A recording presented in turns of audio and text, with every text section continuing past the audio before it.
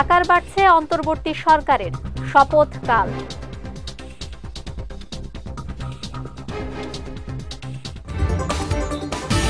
হত্যাকাণ্ডের তদন্তে আগামী সপ্তাহে আসছে জাতিসংঘের ফ্যাক্ট ফাইন্ডিং মিশন।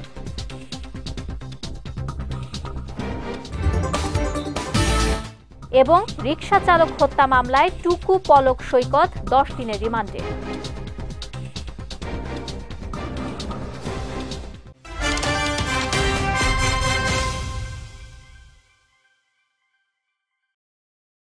আসসালামু আলাইকুম। বিজয় রাতের সংবাদে আমন্ত্রণ জানাচ্ছি আমি নুসরাত আহমেদ। শুনছিলেন শিরোনাম, এবারে বিস্তারিত। অন্তর্বর্তীকালীন সরকারের উপদেষ্টার সংখ্যা আরও কয়েকজন বাড়ানো হচ্ছে। নতুন করে আরও 5টি গাড়ি প্রস্তুত রাখা হয়েছে। বৃহস্পতিবার মন্ত্রিপরিষদ বিভাগ সূত্রে এ তথ্য জানা গেছে। আগামীকাল শুক্রবার বিকেল 4টায় বঙ্গভবনে রাষ্ট্রপতি মোহাম্মদ শাহাবুদ্দিন নতুন উপদেষ্টাদের শপথ বাক্য পাঠ করাবেন।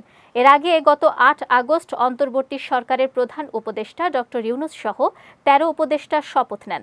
সে সময় ঢাকার বাইরে থাকায় অন্য 3 উপদেষ্টা শপথ নিতে পারেননি। তাদের মধ্যে 2 জন সুপ্রদীপ চাকমা ও বিধান রঞ্জন রায় শপথ নেন গত রোববার। সবশেষ মঙ্গলবার উপদেষ্টা হিসেবে শপথ নেন ফারুক ই আজম।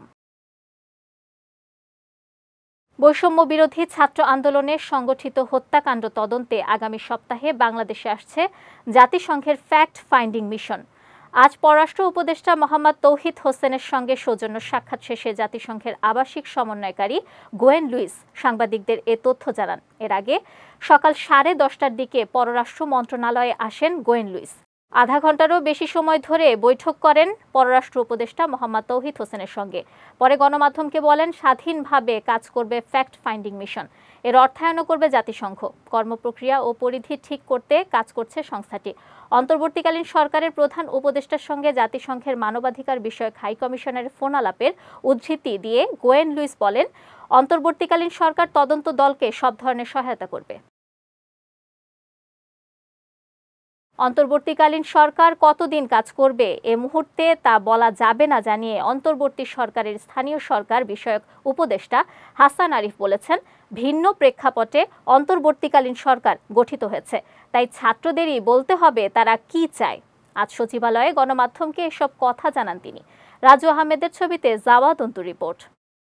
তত্ত্বাবধায়ক সরকার ও অন্তর্বর্তীকালীন সরকারের কাজ ভিন্ন, তাই অন্তর্বর্তীকালীন সরকারের মেয়াদ এখনই নির্ধারণ করা যাবে না বলে জানিয়েছেন অন্তর্বর্তীকালীন সরকারের স্থানীয় সরকার বিষয়ক উপদেষ্টা হাসান আরিফ। বৃহস্পতিবার দুপুরে সচিবালয়ে গণমাধ্যম কর্মীদের একথা জানান তিনি। অন্তর্বর্তীকালীন সরকার ঠিক কতদিন কাজ করবে তা এই মুহূর্তে বলা যাবে না জানিয়ে হাসান আরিফ বলেন, তত্ত্বাবধায়ক সরকারের দায়িত্ব শুধু ভোটার তালিকা ও একটি নির্বাচন আয়োজন করা। তবে এবারের প্রেক্ষাপট ভিন্ন, তাই সরকারের মেয়াদ নিয়ে এখনই কিছু বলা যাবে না। এ প্রসঙ্গে তিনি জানান, ছাত্রদের বলতে হবে তারা কি চায়। এটা বলা একেবারে ডিফিকাল্ট। সুতরাং মেয়াদ নিয়ে আমার মনে হয় এটা আলোচনার সময় না। যে caretaker government to hold election, কবে ইলেকশন দেবেন, তো তখনকার প্রেক্ষাপট সম্পূর্ণ আলাদা ছিল। তো ওইখানে ওই টাইম ফ্রেমটা একটা ফ্যাক্টর ছিল। এখানে মেয়াদ তুমি ছাত্র আন্দোলনের যারা সমন্বয়কারী ছিল তাদেরকে জিজ্ঞেস করো। 5ই আগস্ট সরকার পতনের পর সৃষ্ট পরিস্থিতিতে সিটি কর্পোরেশন ও পৌরসভার মেয়র, উপজেলা ও ইউনিয়ন পরিষদে চেয়ারম্যান অনুপস্থিত থাকলে কি করা হবে সে সিদ্ধান্ত হয়নি জানিয়ে হাসান আরিফ বলেন, যে আইনে তারা নির্বাচিত সে অনুযায়ী ব্যবস্থা নেওয়া হবে। কিন্তু ওরা যেহেতু ইলেক্টেড, ওদের বিষয় আলাদা।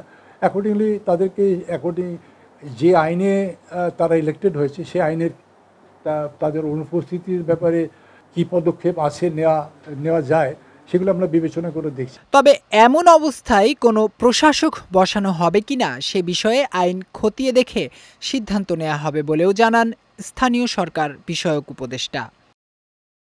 জাওয়াদ অন্তু, বিজয় টিভি, ঢাকা। রাজধানীর পল্টনে এক রিকশা চালককে হত্যার অভিযোগে করা মামলায় সাবেক ডেপুটি স্পিকার শামসুল হক টুকু, সাবেক ডাক, টেলিযোগাযোগ ও তথ্য প্রযুক্তি প্রতিমন্ত্রী জুনাইদ আহমেদ পলক এবং ছাত্রলীগের ঢাকা বিশ্ববিদ্যালয় শাখার সাধারণ সম্পাদক তানভীর হাসান সৈকতের 10 দিনের রিমান্ড মঞ্জুর করেছেন আদালত। আজ তাদের ঢাকার চিফ মেট্রোপলিটন ম্যাজিস্ট্রেট আদালতে হাজির করে পুলিশ। মামলার সুষ্ঠু তদন্তের জন্য তাদের 10 দিনের রিমান্ড আবেদন করা হয়। শুনানি শেষে ঢাকার মেট্রোপলিটন ম্যাজিস্ট্রেট রশিদুল আলম তাদের 10 দিনের রিমান্ড মঞ্জুর করেন। এর আগে বুধবার রাজধানীর খিলক্ষেত থানার নিকুঞ্জ আবাসিক এলাকা থেকে এই 3 জনকে গ্রেফতার করা হয়। কোটা সংস্কার আন্দোলনের সময় রাজধানীর মোহাম্মদপুর থানার দারুল নাজাত ইসলামিয়া মাদ্রাসার 4র্থ শ্রেণীর শিক্ষার্থী জুবায়েদ হোসেন ইমন হত্যার ঘটনায় সাবেক প্রধানমন্ত্রী শেখ হাসিনা সহ 16 জনের বিরুদ্ধে মামলা দায়ের করা হয়েছে। বৃহস্পতিবার ঢাকার মেট্রোপলিটন ম্যাজিস্ট্রেট রাজেশ চৌধুরীর আদালতে মামলাটি করেন ইমনের মামা আব্দুল্লাহ আবু সাইদ ভুইয়া। আদালতে বাদীর জবানবন্দি গ্রহণ করে মোহাম্মদপুর থানা পুলিশকে মামলাটি এজাহার হিসেবে গ্রহণের নির্দেশ দেন। অপরদিকে রাজধানীর শেরে বাংলা নগর এলাকায় সিএনজি চালিত অটোরিকশা চালক শাহাবুদ্দিনকে হত্যার অভিযোগে শেখ হাসিনা আওয়ামী লীগের সাধারণ সম্পাদক ওবায়দুল কাদের সহ 11 জনের বিরুদ্ধে মামলা হয়েছে। ঢাকার চিফ মেট্রোপলিটন ম্যাজিস্ট্রেট আদালতে এ মামলার আবেদন করেন শাহাবুদ্দিনের বাবা আবুল কালাম। সিএমএম আদালত আজ মামলাটি এজাহার হিসেবে রেকর্ড করার জন্য শেরেবাংলা নগর থানার ভারপ্রাপ্ত কর্মকর্তাকে নির্দেশ দেন। এ নিয়ে গত 3 দিনে শেখ হাসিনার বিরুদ্ধে 5টি মামলা হলো। সাবেক প্রধানমন্ত্রী শেখ হাসিনার রাজনৈতিক জীবনে পলায়ন ছাড়া আর কোনো বীরত্ব নেই বলে মন্তব্য করেছেন বিএনপির সিনিয়র যুগ্ম মহাসচিব রুহুল কবির রিজভী। সকালে নয়াপল্টনে ছাত্র জনতার আন্দোলনে নিহত রিকশা চালক মোহাম্মদ কামালের পরিবারের সদস্যদের দেখতে গিয়ে সাংবাদিকদের কাছে তিনি এ মন্তব্য করেন। বলেন, জনগণের ক্ষোভের মুখে শেখ হাসিনার রাজ সিংহাসন উল্টে গেছে। দলের বিপুল সংখ্যক নেতাকর্মীকে বিপদে ফেলে দেশ ছেড়ে পালিয়ে যেতে বাধ্য হয়েছেন তিনি। এ সময় দেশের প্রচলিত আইনে আওয়ামী লীগের শাসনামলে সংগঠিত প্রতিটি হত্যাকাণ্ডের বিচারের দাবিও জানান বিএনপির এ সিনিয়র যুগ্ম মহাসচিব। আপনি পালিয়েছেন আপনার আত্মীয়স্বজন সহ। আজকে যারা এখন আড়ালে আবডালে শেখ হাসিনার জন্য অশ্রুপাত করছেন, তাদের মনে রাখা উচিত তিনি হেলিকপ্টার নিয়ে নিজে পালিয়েছেন, তার বোনকে নিয়ে, তার আত্মীয় স্বজন সব পালিয়েছে। আর আপনারা যারা নেতাকর্মী সামান্য একটু খুঁতকুড়ের জন্য এই 17-18 বছর ধরে গণতন্ত্রকামী মানুষ, প্রতিবাদী মানুষের উপর যুবলীগ, ছাত্রলীগের পোশাক পরে বা তাদের আশ্রয়ে অথবা আপনারা নিজেই ছাত্রলীগ, যুবলীগ হয়ে কত যে নির্যাতন করেছেন, কত যে রক্তাক্ত করেছেন, আর আজকে মায়া কান্না কাঁদছেন তার জন্য। তাকে জিজ্ঞেস করুন যে আপনি আমাদেরকে ফেলে গেলেন কেন? আপনার আত্মীয় স্বজনরা পালালো কেন? আমাদেরকে তো সঙ্গে নিয়ে গেল না। সরকারি চাকরিতে কোটা সংস্কার আন্দোলন ও সরকার পতনের এক দফা দাবির মুখে বন্ধ হয়ে যায় দেশের ট্রেন চলাচল। 13 আগস্ট সীমিত পরিসরে রেল চলাচল শুরু হলেও টানা 27 দিন পর আজ থেকে সারা দেশে চালু হয়েছে আন্তনগর সহ সব ধরনের রেল চলাচল। তবে আরও কিছুদিন সময় লাগবে পারাবত ও জামালপুর এক্সপ্রেসের চাকা ঘুরতে। সহকর্মী হৃদয় খানের ছবিতে সায়ন সাব্বিরের রিপোর্ট। কোটা সংস্কার আন্দোলনের মুখে তৎকালীন সরকার কারফিউ জারি করার পর 19 জুলাই থেকে সারা দেশে পুরোপুরি বন্ধ হয়ে যায় ট্রেন চলাচল। তবে গত 1 থেকে 3 আগস্ট পর্যন্ত সীমিত পরিসরে কমিউটার ট্রেন চালুর ঘোষণা দেয়া হয়। তবে 4 আগস্ট রাত থেকে অনির্দিষ্টকালের জন্য বন্ধ করে দেয়া হয় সব ধরনের ট্রেন চলাচল। গত 5 আগস্টের গণঅভ্যুত্থানে সরকার পতনের 6 দিন পর গত 12 আগস্ট থেকে শুরু হয় মালবাহী ও 13 আগস্ট থেকে শুরু হয় মেইল, এক্সপ্রেস, লোকাল এবং কমিউটার ট্রেন চলাচল। এরই ধারাবাহিকতায় বৃহস্পতিবার সকাল থেকে আন্তনগর ট্রেন চলাচল শুরু হয়েছে। আর এতেই চিরচেনা রূপে ফিরেছে রাজধানীর কমলাপুর রেলওয়ে স্টেশন। এদিন টিকিটের দীর্ঘ লাইনে দেখা যায় যাত্রীদের উপচে পড়া ভিড়। তবুও দীর্ঘ বিরতির পর রেল সেবা পুরোপুরি চালু হয় স্বস্তি যাত্রীদের মনে। অনেক ভালো লাগতেছে যে অনেক দিন পরে আমরা ট্রেন জার্নি পেতেছি, খুব কম সময়ে আমরা গন্তব্যে পৌঁছাতে পারবো। আমরা এখন আর কোনো জামজটে থাকতে পারবো না, দ্রুত পৌঁছাতে পারবো। অনেক দিন পরে আমি তো বাসায় যাব করে এই সমস্যার কারণে যাওয়া হয় নাই। বাট এখন খুব ভালো লাগছে যে আমি একটা লম্বা সময়ের পরে যেতে পারছি আর কি, এই জন্য অনেক ভালো লাগছে। দীর্ঘদিন পর অনেক জয় জামালার পর এখন নতুন ট্রেন আবার নতুনভাবে চলা শুরু করলো, সেজন্য অনেকটাই স্বস্তিবোধ মনে হচ্ছে, যানজট থেকে নিরসন হয়ে গেছে। টেনশনে যে কিভাবে যাব, আর ট্রেন জার্নি তো নিরাপদ, তো মানুষের প্রথম পছন্দ ট্রেন, তো আশা করি নিরাপদে পৌঁছবো। যাত্রীদের চাপ কিছুটা বাড়লেও সকলেই নিরাপদে ঘরে ফিরছেন বলে জানান স্টেশন ম্যানেজার। আজকে থেকে আমাদের আন্তনগর ট্রেনসমূহ চলাচল শুরু করেছে। আপনার যে সকল আন্তনগর ট্রেনসমূহ চলাচল করেছে, আপনার গত 12 তারিখ থেকে আমাদের এই আন্তনগর ট্রেনের টিকিটগুলো অনলাইন এবং অফলাইন দুই জায়গায় উন্মুক্ত করা হয়েছে। আমাদের যাত্রী সাধারণ তাদের পছন্দ মতো জায়গা থেকেই টিকিট ক্রয় করতে পারছেন। তবে রেল চলাচল পুরোপুরি শুরু হলেও আরও কিছুদিন সময় লাগবে পারাবত ও জামালপুর এক্সপ্রেসের চাকা ঘুরতে। শায়ন সাব্বির, বিজয় টিভি, ঢাকা। পাল্টা অভ্যুত্থান ঘটানোর বিন্দু মাত্র চেষ্টা করলে তাদের আর কোনো অস্তিত্ব থাকবে না বলে হুঁশিয়ারি দিয়েছেন বৈষম্য বিরোধী ছাত্র আন্দোলনের অন্যতম সমন্বয়ক সার্জিস আলম। সকালে রাজধানীর জাতীয় জাদুঘরের সামনে সাংবাদিকদের সঙ্গে আলাপকালে এমন হুঁশিয়ারি দেন তিনি। বলেন, কুচক্রী মহল ফ্যাসিবাদের দোসরদের কুচক্র এখনো শেষ হয়নি। দেশ ও দেশের বাইরে থেকে তারা বিভিন্ন অপচেষ্টা করার চেষ্টা করছে। এর আগে সার্জিসের নেতৃত্বে মিছিল নিয়ে শাহবাগে আসেন একদল শিক্ষার্থী। তারা শাহবাগ মোড়ে অবস্থান নিয়ে নানা স্লোগান দিতে থাকেন। পরে জাতীয় জাদুঘরের সামনে অবস্থান নেন তারা।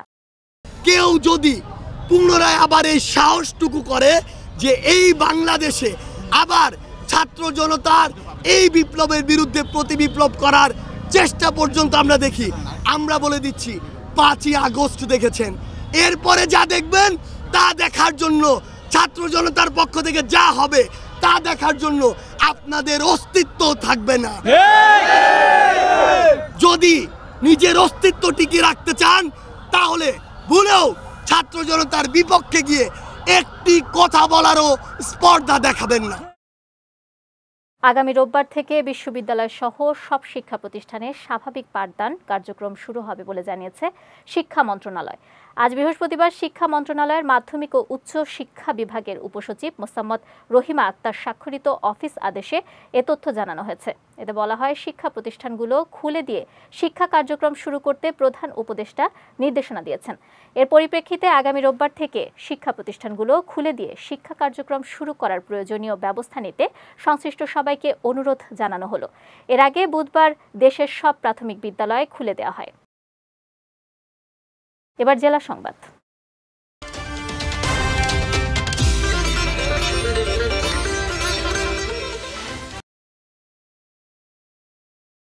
যারা সাধারণ ছাত্র ও জনসাধারণকে নির্মমভাবে গুলি করে হত্যা করেছে তাদের প্রত্যেককেই আইনের আওতায় এনে কঠোর শাস্তি দেওয়া হবে বলে জানিয়েছেন অন্তর্বর্তীকালীন সরকারের ডাক, টেলিযোগাযোগ ও তথ্য প্রযুক্তি বিষয়ক উপদেষ্টা নাহিদ ইসলাম। সকালে বৈষম্য বিরোধী ছাত্র আন্দোলনে পুলিশের গুলিতে টাঙ্গাইলের ধনবাড়ির বিলকুকরি গ্রামের নিহত সাজিদের জানাজায় অংশ নিতে গিয়ে তিনি একথা বলেন। সাজিদের আত্মত্যাগের কারণে আমরা নতুন স্বাধীনতা পেয়েছি। সাজিদদের এই আত্মত্যাগ বাংলাদেশের মানুষ কোনোদিনই ভুলবে না। এ সময় সাজিদের পরিবারের সকল দায়িত্ব নেয়ার ঘোষণা দেন তিনি। জগন্নাথ বিশ্ববিদ্যালয়ের শিক্ষার্থী ইকরামুল হক সাজিদ গত 4 আগস্ট ঢাকার বৈষম্য বিরোধী আন্দোলনে পুলিশের গুলিতে আহত হন। পরে গত 14 আগস্ট ঢাকার একটি হাসপাতালে চিকিৎসাধীন অবস্থায় তার মৃত্যু হয়। গোপালগঞ্জের টুঙ্গিপাড়ায় নানা আয়োজনে বঙ্গবন্ধু শেখ মুজিবুর রহমানের 49তম শাহাদাত বার্ষিকী পালিত হয়েছে। এই উপলক্ষে সকালে টুঙ্গিপাড়ায় বঙ্গবন্ধুর সমাধিসৌধ বেদিতে শেখ হাসিনার পক্ষে প্রথমে পুষ্পস্তবক অর্পণ করে শ্রদ্ধা জানানো হয়। পরে জেলা আওয়ামী লীগ ও তার সহযোগী সকল সংগঠন পুষ্পস্তবক অর্পণ করে শ্রদ্ধা জানায়। এর আগে জেলা ও উপজেলা আওয়ামী লীগ এবং সাধারণ মানুষের অংশগ্রহণে শোক শোভাযাত্রা বের হয়। এরপরই সমাধিসৌধ কমপ্লেক্স মসজিদের সামনের স্থায়ী মঞ্চে বঙ্গবন্ধু সহ 15 আগস্টে নিহতদের আত্মার মাগফিরাত কামনায় দোয়া এবং মিলাদ মাহফিল অনুষ্ঠিত হয়। পরে টুঙ্গিপাড়ায় বঙ্গবন্ধুর সমাধি কমপ্লেক্সের স্থায়ী মঞ্চে জেলা আওয়ামী লীগের আয়োজনে শোক সভার আয়োজন করা হয়। এতে জেলা আওয়ামী লীগের সভাপতি মাহবুব আলী খান ও সাধারণ সম্পাদক জি.এম. শাহাবুদ্দিন আজম সহ অনেকে বক্তব্য রাখেন। ভারতের স্বাধীনতা দিবস উপলক্ষে বেনাপোল পেট্রাপোল স্থলবন্দর দিয়ে আমদানি রপ্তানি কার্যক্রম বন্ধ রয়েছে। সকালে বেনাপোল স্থলবন্দরের ভারপ্রাপ্ত পরিচালক রেজাউল করিম বিষয়টি নিশ্চিত করেন। তিনি জানান, ভারতের স্বাধীনতা দিবস উপলক্ষে সরকারি ছুটি থাকায় বেনাপোল পেট্রাপোল বন্দরের সঙ্গে একদিনের জন্য আমদানি রপ্তানি বাণিজ্য বন্ধ আছে। তবে কাস্টমস হাউস ও বন্দরের কার্যক্রম স্বাভাবিক আছে। আগামী শনিবার থেকে পুনরায় এ পথে আমদানি রপ্তানি কার্যক্রম চালু হবে। এদিকে বেনাপোল চেকপোস্ট ইমিগ্রেশনের ভারপ্রাপ্ত কর্মকর্তা আজহারুল ইসলাম জানান, আমদানি রপ্তানি বাণিজ্য বন্ধ থাকলেও ভারত বাংলাদেশের মধ্যে পাসপোর্টধারী যাত্রী পারাপার স্বাভাবিক রয়েছে। যাচ্ছি খেলার সংবাদে।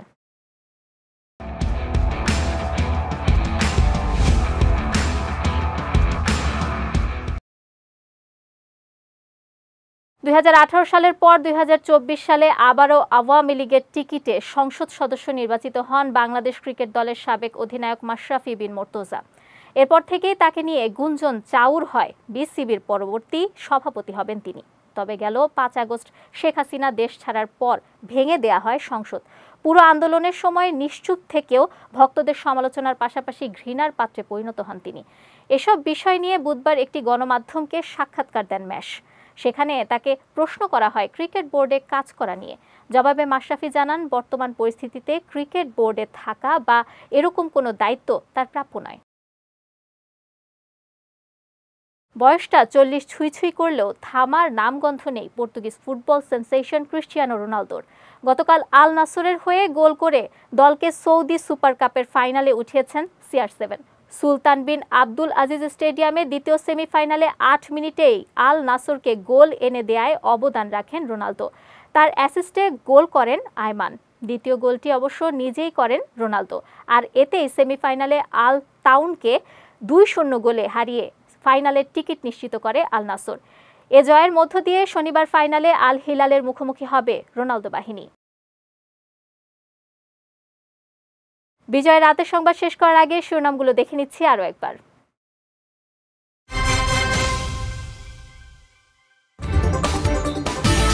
আকার বাড়ছে অন্তর্বর্তী সরকারের, শপথ কাল।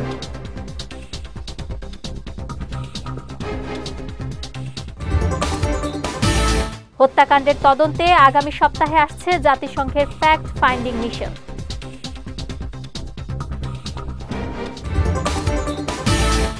এবং রিকশা চালক হত্যা মামলায় টুকু পলক সৈকত 10 দিনের রিমান্ডে।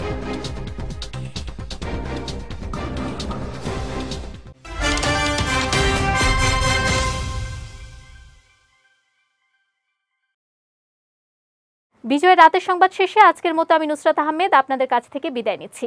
আগামীকাল একই সময়ে নতুন সব খবর দেখতে চোখ রাখুন বিজয় টিভিতে। এছাড়াও আজকের বিজয় রাতের সংবাদের ভিডিও দেখতে পারেন আমাদের ইউটিউব এবং ফেসবুক পেজে। আমাদের ইউটিউব হলো youtube.com/bijaytvofficial এবং আমাদের ফেসবুক পেজ হলো facebook.com/bijaytvlimited। এতক্ষণ সঙ্গে থাকার জন্য ধন্যবাদ সবাইকে।